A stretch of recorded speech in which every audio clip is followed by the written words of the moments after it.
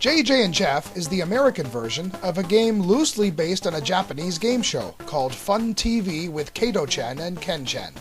The characters were replaced with two bumbling detectives, one named JJ and one named Jeff. The original game had a little more toilet humor, and many criticized this one for being too censored.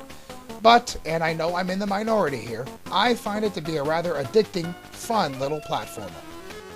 There isn't much in terms of a storyline, really. The JJ and Jeff Detective Agency gets a call. An extremely rich man has been kidnapped and it's their job to solve the case. One character that you choose takes it on himself. The other gets ticked off for being left behind and goes along for the ride anyway, but only in the background. The character you choose runs from place to place, taking out enemies and going through several levels with a boss at the end of each. Even though the manual and the box say there are 8 total levels, there are actually 6 fields with 4 sections in each, so you could say there are either 6 levels or 24. There are a few ways to attack in JJ and Jeff, including jumping on enemies' heads a la Super Mario Bros., spraying enemies with a spray can, and giving them a nice swift kick. Some methods work better with some enemies than with others. For example, the spray can is the only way you can defeat the long-necked dinosaurs, and is good for knocking out groundhogs who are just too damn small to kick. Since it's a typical platformer, you have your typical life bar. It goes down a notch every time you get hit, but also depletes as the game goes on, forcing you to snag as much food and fruit along the way as possible to replenish it. And trust me, you don't want the life meter to get too low or you'll hear this. Yikes! The best part of this game are the hidden coins, doorways, and food items scattered all around the stages. There are literally a million things to find. Collecting coins is necessary for points, which leads to extra lives, and for the slot machine, which can be found in certain bathrooms. Yep, you heard me right. Bathrooms. 1-ups can also be found, and hitting the secret pole awards various items based on how hard you kick it. The key is your pass to the final boss in each field, and without it, you have to backtrack in order to continue. Therefore, finding the key is necessary, and you need to search for it in the 3rd section of each field, even if you decide not to find any other hidden items in the rest of the game. There are also hidden warps, elevators and special goodie stages, and evil green springs.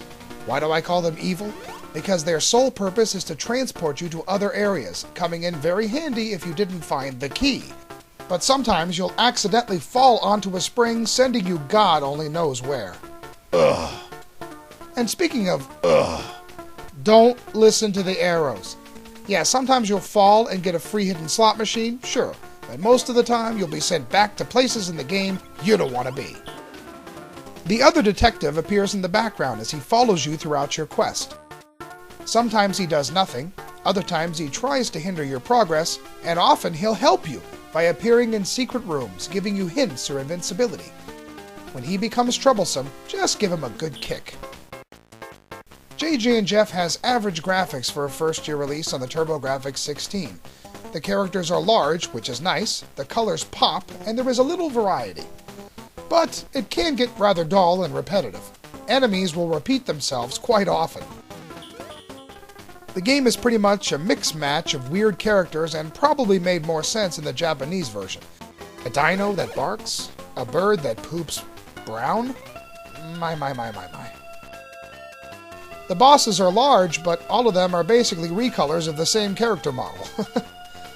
The sounds are also average, but I absolutely love the music. I find it extremely hummable.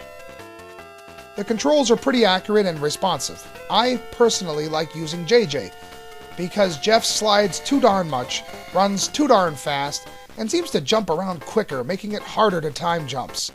I find JJ to have a better rounded control scheme, and he definitely makes himself better company. Especially late in Stage 6 when you need very precise jumping. I know that I am in the minority here, and a lot would say that JJ and Jeff has old and tired gameplay, but you know what? I don't care. I love it.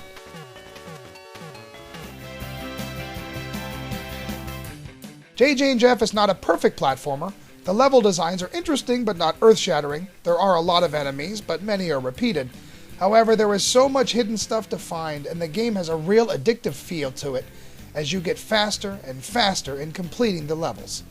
If you're a 2D platforming fan, I'd say give it a shot and just have fun. JJ and Jeff, 3.5 turbo chips out of 5 for old school platforming goodness.